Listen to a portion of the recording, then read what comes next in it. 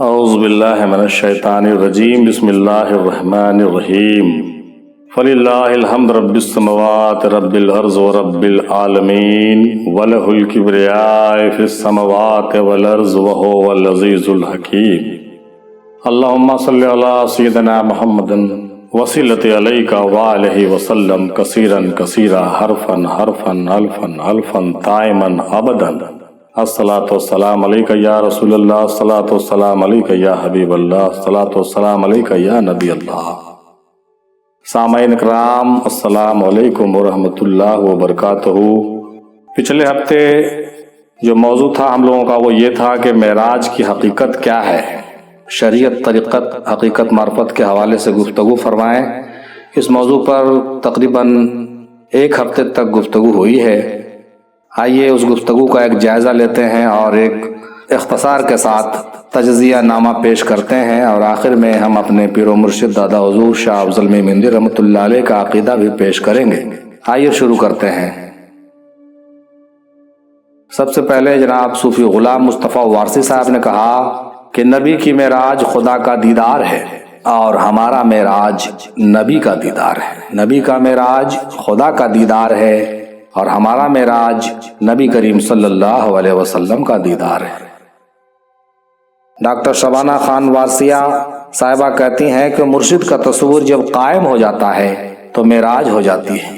کسی ایک صورت کو پکڑ لیا جائے اور کسی ایک صورت کو اپنے دل میں بسا لیا جائے اور یہ تصور قائم کر لیا جائے تو صلاۃ قائم ہو جاتی ہے۔ یہی معراج ہے اور یہی معراج کی حقیقت ہے۔ نور نور سے مل جاتا ہے اور اپنی حقیقت کو پا لیتا ہے۔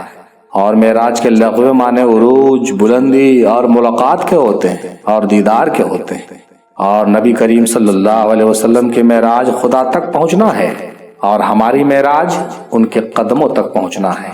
اور کچھ باتیں ایسی ہوتی ہیں جس کو لفظوں میں نہیں بتایا جا سکتا، اسے صرف سمجھا اور محسوس کیا جا سکتا ہے۔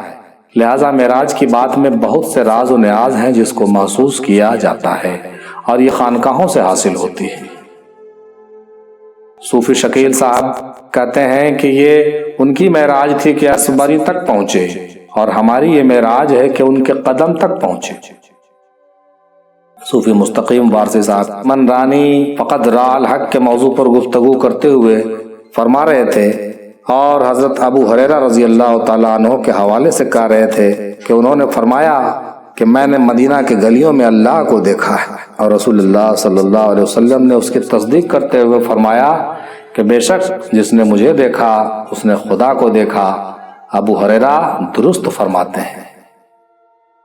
شیخ معراج صاحب نے کہا، صوفی شیخ معراج صاحب نے کہا کہ بندگی کا عروج ہی معراج ہے، بندگی کا عروج ہی معراج ہے۔ اس کے لیے بڑے بڑے امتحانات سے گزرنا ہوتا ہے۔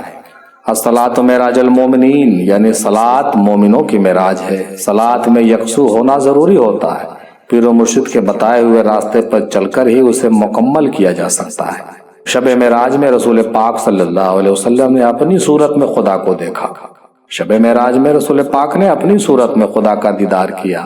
ادھر بھی وہی صورت اور ادھر بھی وہی صورت۔ صوفی عارف قادری صاحب کہتے ہیں کہ حضرت کے ہی صورت کو گئے دیکھنے، حضرت کے ہی صورت کا ہے تماشا شب معراج، اور رسول پاک صلی اللہ علیہ وسلم خود مظہر خدا ہیں، ان کو آسمان میں جانے کی ضرورت نہیں ہے۔ یعنی جو کچھ ہیں رسول پاک صلی اللہ علیہ وسلم کے ذات گرامی ہی ہے، اور ان کے وجود کا ہی سارا کھیل ہے، ان کا وجود ہی مظہر الہی ہے۔ جناب عاشق شہروردی صاحب کہتے ہیں کہ معراج کا مطلب ہی ہوتا ہے اللہ کا دیدار، اور اللہ کا دیدار کرنا ہی معراج ہے۔ اور صوفیوں کو اللہ کا دیدار اس دنیا میں ہی ہو جاتا ہے، صوفیوں کو اللہ کا دیدار اس دنیا میں ہی ہو جاتا ہے۔ مزمل منیر صاحب، صوفی مزمل منیر صاحب کہتے ہیں کہ رسول پاک صلی اللہ علیہ وسلم کو جسمانی طور سے معراج ہوئی ہے، اور صوفیہ اکرام کو جو معراج ہوتی ہے وہ روحانی ہوتی ہے اور لطائف کے ذریعے ہوتی ہے، اور ان کو لطائف کے ذریعے ہوتے ہیں۔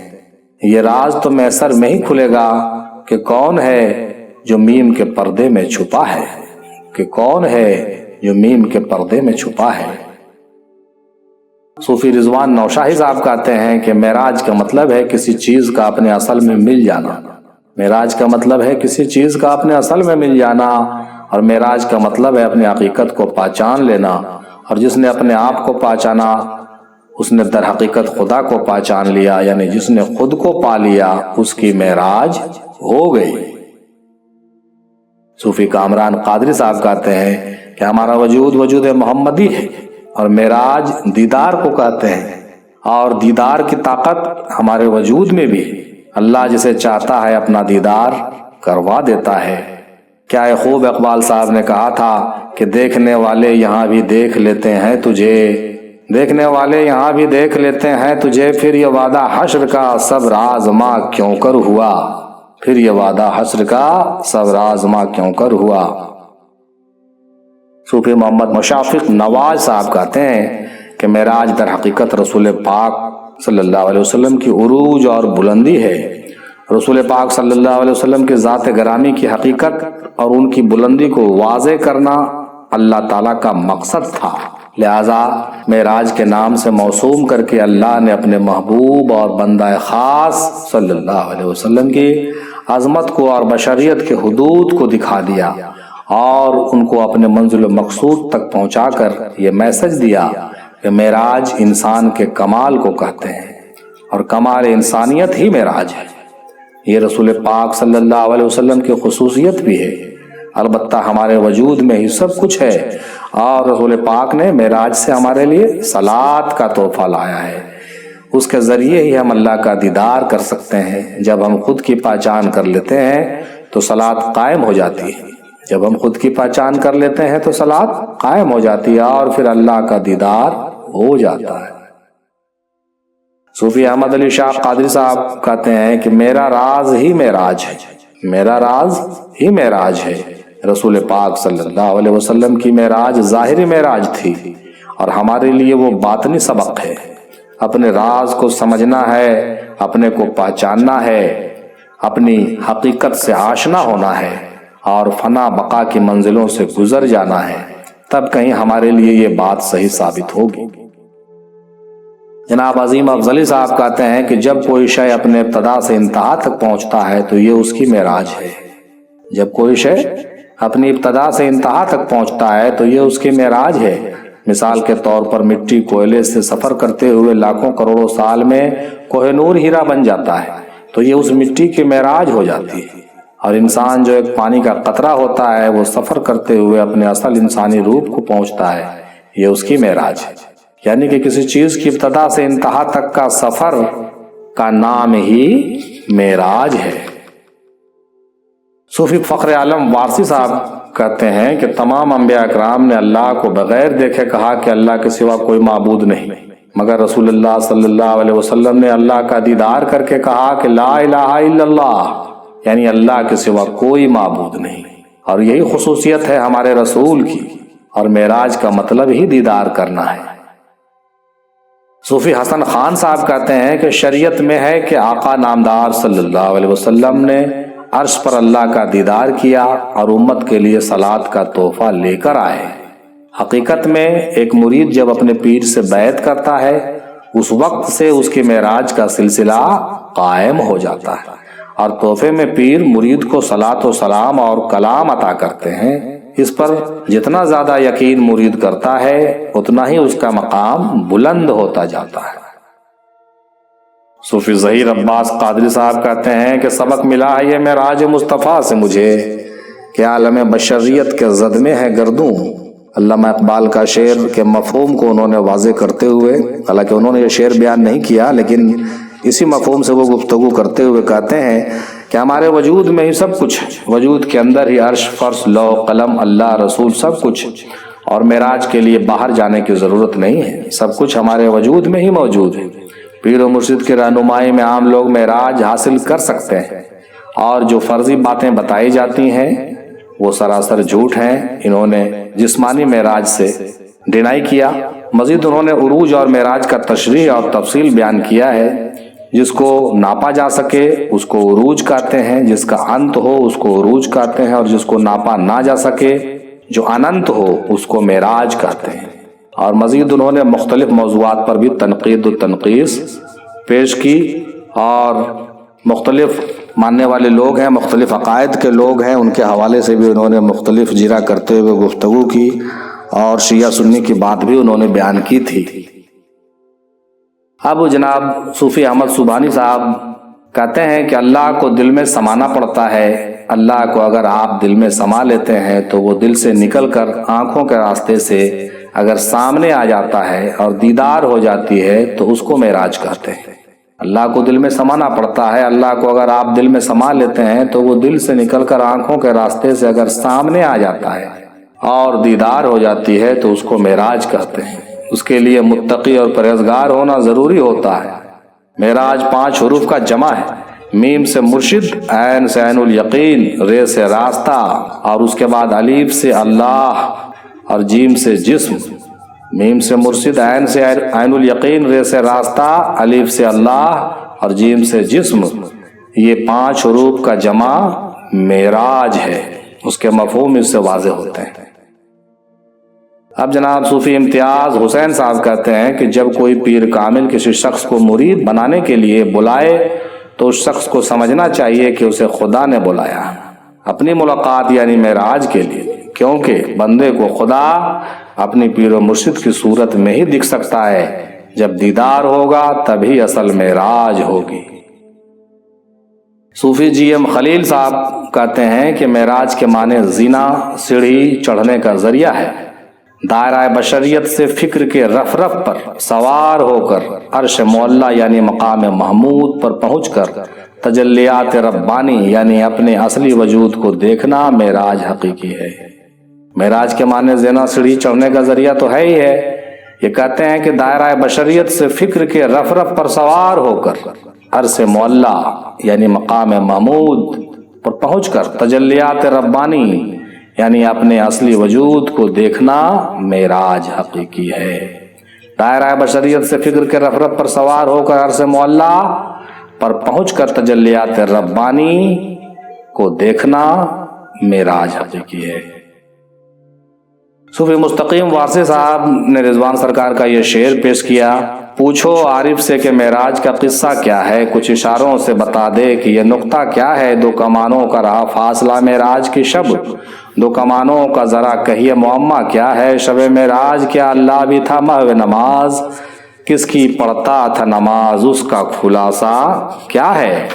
گرم بستر بھی تھا زنجیر ہلا کرتی تھی، بات سچ ہے تو یہ سمجھانے میں خدشہ کیا ہے۔ 1000 سال یہاں کے تو وہاں کا ایک دن، سیر افلاک پہ رفتار پہ نقشہ کیا ہے۔ ایسی معراج کسی کے بھی مقدر میں نہ تھی، دیکھو پیغمبر اسلام کا رتبہ کیا ہے۔ تھا یہ سرکار کا ادنا سا کرشمہ دوست، اس سے ہٹ کر کوئی دکھلا دے کرشمہ کیا ہے۔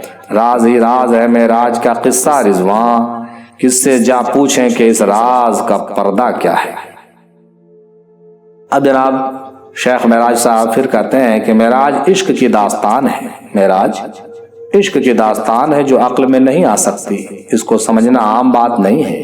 البتہ کچھ لوگ دعویٰ کرتے ہیں کہ میں سب کچھ سمجھ گیا ہوں یا سب کچھ سمجھا سکتا ہوں، تو یہ ناقص العقل کی بات ہے، ناقص العقلی کی بات ہے، کیونکہ کچھ لوگ خدا کو آسمان میں قید کرنا چاہتے ہیں اور کچھ لوگ خدا کو اپنے وجود میں قید کرنا چاہتے ہیں، ایسا سمجھتے ہیں۔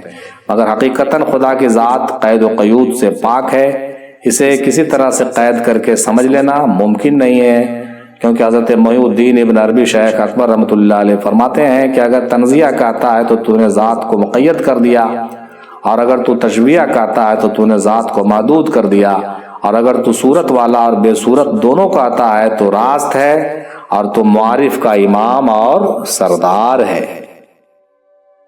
صوفی اشتیاق عالم صاحب کہتے ہیں کہ معراج رسول اللہ کو جسمانی نہیں بلکہ روحانی ہوئی، اور انہوں نے قدیر اور قادر کا بہت اچھا فرق واضح کیا کہ قدیر کا مطلب ہے جس کی وجہ سے ہمارا وجود ہے، قدیر یعنی کسی چیز کے ہونے کا وجہ بن جانا، اور قادر کا مطلب ہے کسی چیز پر غالب ہونا۔ اور انہوں نے قرآن پاک کی آیتوں کے حوالے سے بتایا کہ اللہ تعالی ہم سب کے اندر ہے، باہر نہیں ہے، اور معراج اندر ہی ہوتی ہے، باہر نہیں ہوتی۔ یہ روحانیت کی طرف اشارہ ہے، جسمانیت کی طرف نہیں ہے۔ جسم سے کوئی رسول آسمان پر نہیں گیا، جو کچھ بھی ہے ہمارے وجود میں ہی ہے۔ یہ ان کا اپنا نظریہ ہے اور سب کے اپنے اپنے نظریے پیش کیے جا رہے ہیں۔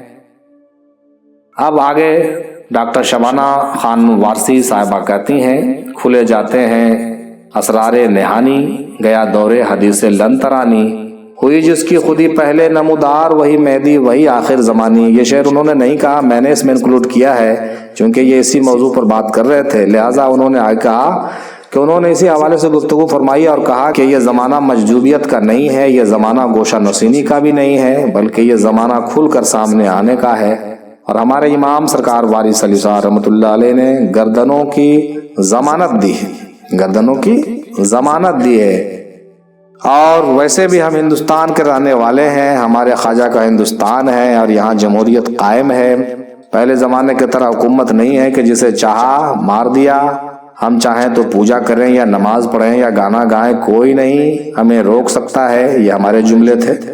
اپنے دھرم کو پوری آزادی کے ساتھ ماننے کا ہم کو ادھیکار ہے ہندوستان کے اندر، اور وہ پہلے کا زمانہ اب نہیں رہا، کیونکہ محترمہ فرماتی ہیں کہ سرکار وارث علی شاہ رحمۃ اللہ علیہ نے گردنوں کی ضمانت دی ہے اس زمانے میں، لہٰذا کسی بھی صورت میں ہم لوگ حق گوئی سے پیچھے نہیں ہٹیں اور ضرور بولنا چاہیے۔ اب عاشق سہروردی صاحب پھر کہتے ہیں اور یہ بیان کرتے ہیں، جناب شاید شمع نیازی صاحب کے کتب اور تحریر کے حوالے سے عروج اور معراج میں فرق بتاتے ہیں اور حیات النبی کے موضوع پر ایک گفتگو کرنے کی کوشش کرتے ہیں جو باتیں پہلے بھی بیان کی جا چکی ہیں۔ اب جناب صوفی عرفات سروری صاحب کی بات سن لیتے ہیں۔ وہ کہتے ہیں نہایت ہی تفصیل کے ساتھ دلائل کی روشنی میں انہوں نے بیان کیا کہ رسول پاک صلی اللہ علیہ وسلم کو معراج جسمانی ہوا ہے، رسول پاک صلی اللہ علیہ وسلم کو معراج جو ہوا ہے جسمانی ہوا ہے، اس کے مختلف دلائل ہیں اور اولیاء اکرام نے اپنے کرامتوں سے اس کو ثابت کیا ہے۔ غوث پاک رحمۃ اللہ علیہ کے واقعات بھی اس کے تعلق سے موجود ہیں، اور ایک اور بزرگ کا واقعہ انہوں نے بیان فرمایا، اور وہ واقعہ بیان فرمایا جس میں کسی مرید کے ساتھ جو واقعہ ہوتا ہے کہ وہ چند لمحے میں دوسرے عالم میں چلا جاتا ہے اور عورت ہو جاتا ہے، پھر اس کے بچے ہوتے ہیں، پھر اس کے بعد کئی سالوں کے بعد پھر وہ غسل کرنے کے لیے پھر دریا میں آتا ہے، اور اس طریقے سے کیا ہوتا ہے کہ پھر وہ پرانے جگہ پہ لوٹ آتا ہے اور یہاں کا وقت وہی ہوا ہوتا ہے، مطلب اسی ایک لمحے میں بہت لمبا سفر ان کو کرا دیا جاتا ہے اور ان کو یہ بتا دیا جاتا ہے کہ جب تمہارے ساتھ ایسا ہو سکتا ہے تو ہمارے رسول پاک صلی اللہ تعالی وسلم کے ساتھ اتنے بڑے واقعات کیوں نہیں ہو سکتے ہیں۔ اس سے انکار کرنا سراسر بیوقوفی ہے اور نہیں کرنا چاہیے۔ انہوں نے اپنے کرامت کے بلبوتے پر اس کے عقیدے کو بدل دیا، ایسے واقعات موجود ہیں، آپ ملاحظہ فرمائیں گے کئی قوالیوں میں اس کا ذکر کیا گیا ہے۔ تو غوث پاک کے ایک مرید کو معراج رسول کے متعلق کچھ شک تھا جس کی وجہ سے حضور غوث پاک نے بھی اس کو اس طریقے سے دور کیا۔ اس مرید کے ساتھ کچھ ایسے واقعات پیش آئے کہ بالآخر اسے ماننا پڑا کہ معراج کی حقیقت ہے اور معراج کا واقعہ سچا ہے۔ مزید انہوں نے کہا کہ رسول پاک صلی اللہ علیہ وسلم کو معراج جسمانی ہوئی ہے اور اولیاء کرام کو روحانی معراج ہوتی ہے، اور کہا انہوں نے کہ بے شک سب کچھ ہمارے وجود میں ہے، اس کا مطلب یہ نہیں کہ اس کے اصل سے انکار کر دیا جائے۔ ہمارے وجود میں سب کچھ ہے، اس کا مطلب یہ نہیں کہ اصل سے انکار کر دیا جائے، بلکہ ہمارا وجود اصل کا ایک عکس ہے۔ انہوں نے کہا کہ معراج اس لیے ہوئی کہ من رانی فقد رال حق کے راز کو افشا کرنا مقصود تھا، افشا کیا جاتا اور بتانا تھا کہ جس نے مجھے دیکھا اس نے خدا کو دیکھا۔ اور رسول پاک صلی اللہ علیہ وسلم کو اللہ تعالیٰ نے آسمان پر بلا کر اس نور السماوات کو دکھایا اور اپنا اصلی چہرہ دکھایا تاکہ یہ راز لوگوں تک پہنچے۔ البتہ ہمارے وجود میں سب چیزیں ہیں، ہمارے وجود میں سب چیزیں ہیں، زمین، آسمان، سورج، چاند، لوح، قلم، اللہ، رسول، تمام چیزیں ہیں، مگر یہ اصل کا عکس ہے، اصل کا عکس ہے، لہذا اصل سے انکار کرنا بیوقوفی ہے۔ اب جناب صوفی ظفر افتخاری ظہوری صاحب کہتے ہیں کہ سبق ملا ہے یہ معراج مصطفیٰ سے مجھے کہ عالم بشریت کے زد میں ہے گردوں، اور اس کی تشریح میں ایک تحریر انہوں نے پیش کی جس میں یہ بیان کیا گیا۔ علامہ محمد اقبال رحمۃ اللہ علیہ فرماتے ہیں کہ حضور نبی کریم صلی اللہ علیہ وسلم معراج پر گئے اور آپ کو معراج کا جو شرف حاصل ہوا وہ انسانیت کا عروج ہے اور آپ کے مقام و مرتبہ کی بلندیوں کو ظاہر کرتا ہے۔ صوفی اقبال حسین صابری دیدار شاہی کہتے ہیں کہ معراج کا مطلب بلندی کے ہیں، اور وہ بلندی جو سب سے مختلف ہو، جو کسی بھی نبی کو حاصل نہیں ہوئی ہے۔ رسول اللہ صلی اللہ علیہ وسلم کلمہ طیب لا الہ الا اللہ محمد الرسول اللہ کو دنیا میں لے کر آئے اور پوری دنیا میں اپنی سرکار کو قائم کر دیا، اپنی گورنمنٹ کو قائم کر دیا، اپنی حکومت کو۔ یہی اصل میں معراج ہے اور معراج کی خصوصیت ہے اور بہت بلندی کی بات ہے۔ صوفی احسان فرید صاحب وحدت الوجود کے حوالے سے گفتگو فرماتے ہوئے کہتے ہیں، اور عرفات سروری صاحب کے باتوں کی تائید بھی کرتے ہیں، فرماتے ہیں کہ رسول اللہ صلی اللہ علیہ وسلم نے فرمایا کہ من رانی فقط را الحق، یعنی جس نے مجھے دیکھا اس نے خدا کو دیکھا، اور کہا کہ اللہ تعالیٰ آدم کو اپنی صورت پر پیدا کیا ہے۔ اللہ تعالیٰ آدم کو اپنی صورت پر پیدا فرمایا ہے۔ اللہ خلق آدم علی صورتہ، اللہ خلق آدم علی صورتہ کی وضاحتوں کے ساتھ انہوں نے اپنی باتیں پیش کی۔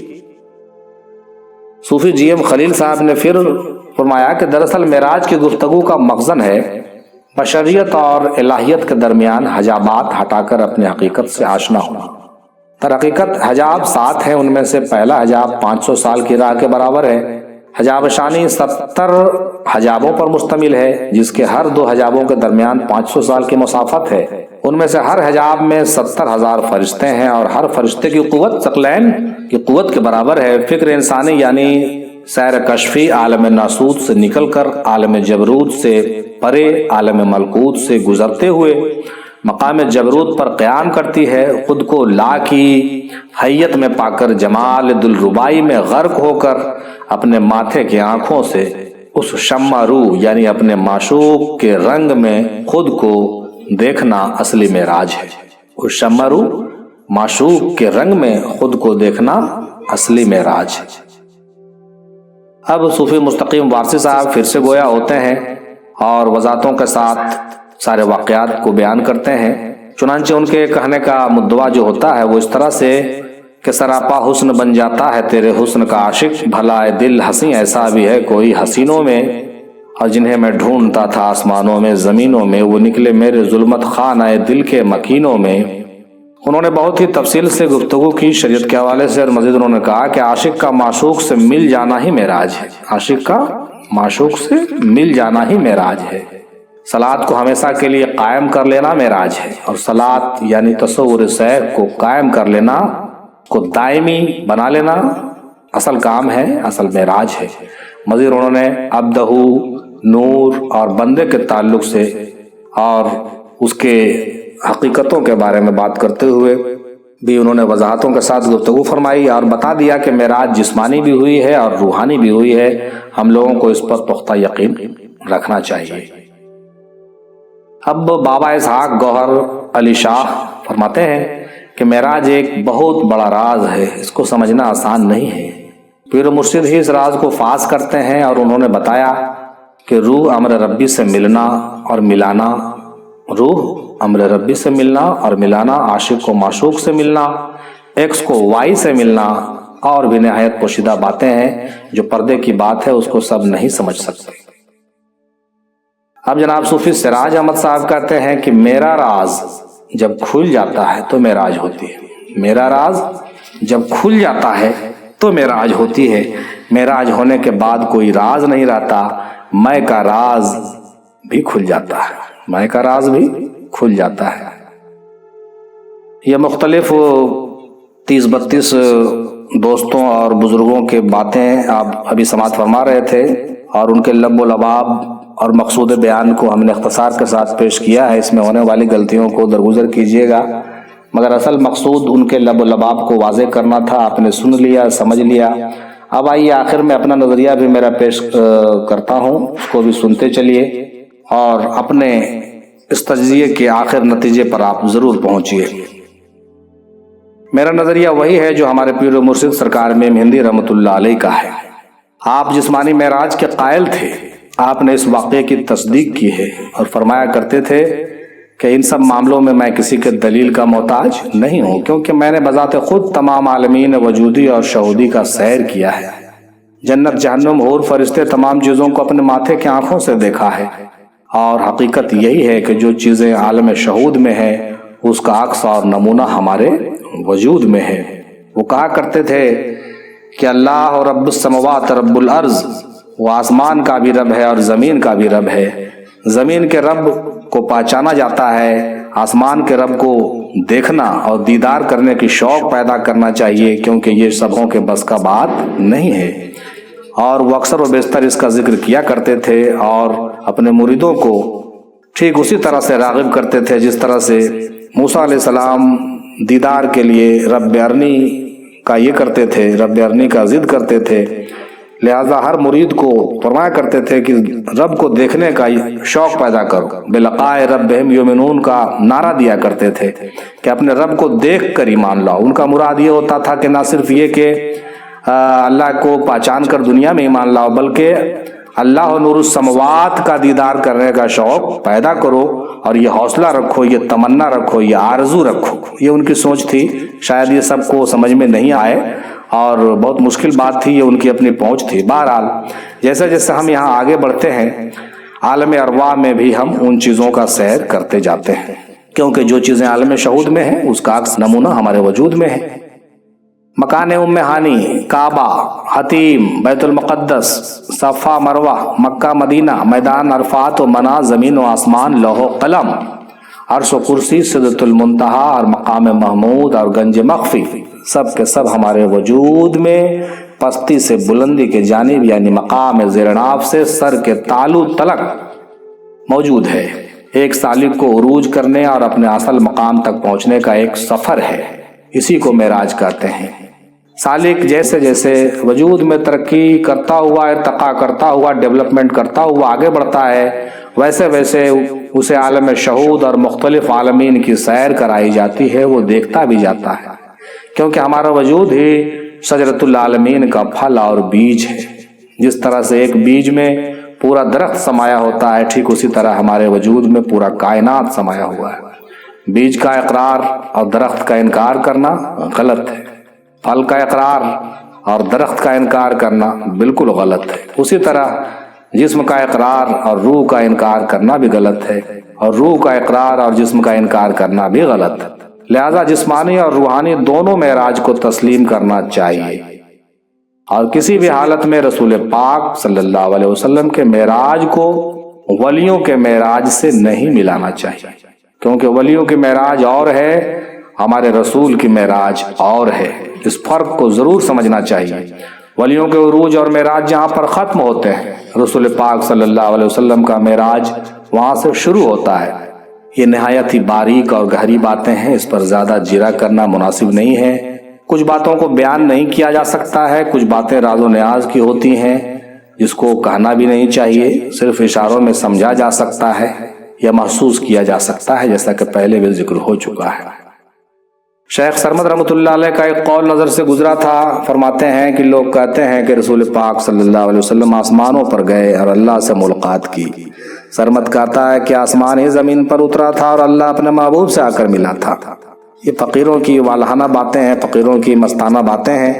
فقیروں کی باتوں میں بڑے بڑے راز پوشیدہ ہوتے ہیں اور اس پر غور کرنا چاہیے، سمجھنا چاہیے، لیکن لکیر کا فقیر کبھی نہیں بننا چاہیے، کیونکہ کچھ باتیں ایسی ہوتی ہیں جو بیان کر دی جاتی ہیں، دوسرا پہلو اس کا نہیں کہا جاتا ہے، لیکن ہر باتوں کا دونوں پہلو موجود ہوتے ہیں، جیسا کہ میں نے پہلے بھی کئی بار ذکر کیا ہے۔ کسی بھی حال میں لکیر کا فقیر نہیں بننا چاہیے، بلکہ دوسرے بزرگوں کی باتوں کو بھی سن کر کے حقیقت کو سمجھنے اور اس تک پہنچنے کی کوشش کرنی چاہیے۔ کچھ لوگوں کی عادت ہوتی ہے کہ کسی ایک بزرگ کی بات کو پکڑ کر کے لے کے بیٹھے رہتے ہیں، حالانکہ وہ بزرگ عالم مستانی میں یا کہیے کہ دوسرے مجذوبیت کے عالم میں کوئی بات اگر وہ کہہ دیتے ہیں تو وہ ان کا ایک پہلو ہوتا ہے، ان کا ایک رنگ ہوتا ہے، ان کی ایک کیفیت ہوتی ہے۔ ان کی اس کیفیت کو ہم صرف مان لیں اور دوسری چیزوں سے انکار کر دیں تو یہ ہمارا شیوا نہیں ہونا چاہیے، یہ صوفیوں کا طریقہ نہیں ہونا چاہیے۔ خاص طور سے اس زمانے میں تو ضرور اس پر غور ہونا چاہیے کہ ہر اینگل سے، ہر اعتبار سے ہر بزرگوں کی باتوں کو ملانا چاہیے اور ہر اعتبار سے وسیع النظری کے ساتھ سوچنا چاہیے، تاکہ صحیح چیز ہم تک پہنچ سکے اور دوسروں تک بھی پہنچ سکے۔ یہی میرا میسج تھا، میں نے آپ کو بیان کر دیا، اور یہی ہمارا مقصد بھی ہے، تاکہ ہم آپ تک صحیح بات پہنچا سکیں۔ اور یہی ایک محنت کا بھی کام ہے کہ مختلف بزرگوں کے حوالے سے مختلف دوستوں، اسکالرس اور صوفیوں کی باتیں جب ہم لیتے ہیں تو سب کی باتیں الگ الگ طریقے سے ابھر کے سامنے آتی ہیں، اور سب کی باتوں میں ایک رنگ ہوتا ہے اور ایک فکر ہوتی ہے۔ لہٰذا ہم تمام ہی دوستوں اور بھائیوں کو دعوت فکر دیتے ہیں کہ ان تمام مغز سے، تمام باتوں سے، تمام مواد سے سن سمجھ کر کے اصل مقصود کو سمجھنے اور اس تک پہنچنے کی کوشش کیجیے۔ کسی ایک کی بات کو لے کر کے اس کو پکڑ کر بیٹھ مت جائیے گا۔ آئیے آخر میں 3 حدیثوں کا ذکر کرتے چلتے ہیں۔ کسی شخص نے رسول پاک صلی اللہ علیہ وسلم سے پوچھا کہ آپ نے اللہ کو کیسا دیکھا؟ آپ صلی اللہ علیہ وسلم نے جواب دیا، میں نے اللہ کو اللہ کی طرح دیکھا، میں نے اللہ کو اللہ کی طرح دیکھا۔ حالانکہ اس حدیث کے حوالے میرے پاس ابھی نہیں ہے، شاید ڈھونڈنے سے کہیں آپ کو مل جائے گا۔ دوسری حدیث میں آیا ہے، متا شریف میں اور دیگر کتب میں، شاید بخاری میں بھی ہے، کہ جس نے مجھے دیکھا اس نے خدا کو دیکھا، من رانی فقد رأى الحق، یعنی میں نے خدا سے اپنی ہی صورت میں ملاقات کی۔ تیسری حدیث مشکات شریف حدیث نمبر 725 میں ہے کہ حضرت عبد الرحمن رضی اللہ تعالیٰ عنہ بیان کرتے ہیں کہ رسول مقبول صلی اللہ علیہ وسلم نے فرمایا کہ میں نے اپنے رب کو حسین صورت میں دیکھا ہے۔ مندرجہ بالا 3 حدیثیں الگ الگ موقع پر آپ نے بیان فرمایا۔ اس سے پتہ چلتا ہے کہ رسول پاک صلی اللہ علیہ وسلم لوگوں کے ظرف کے مطابق جواب دیا کرتے تھے، لہٰذا جس کی جتنی سمجھ ہے اس سے اس کے سمجھ کے مطابق بات کرنی چاہیے، اور یہی طریقہ ہے۔ اور یہ بھی پتہ چلتا ہے کہ کسی ایک بات کو جان کر یہ نہیں سمجھ لینا چاہیے کہ میں سب کچھ سمجھ گیا ہوں، بلکہ ہمیشہ طالب کی حیثیت سے صحیح فہم و فراست کے لیے دعا کرنی چاہیے اور یہ پڑھنا چاہیے، ربنا زدنی علما وربا اشرح لی صدری ویسر لی وامری وآخر دعوانا الحمد للہ رب العالمین برحمتک یا ارحم الراحمین بحق لا الہ الا اللہ محمد رسول اللہ صلی اللہ تعالی علیہ وسلم۔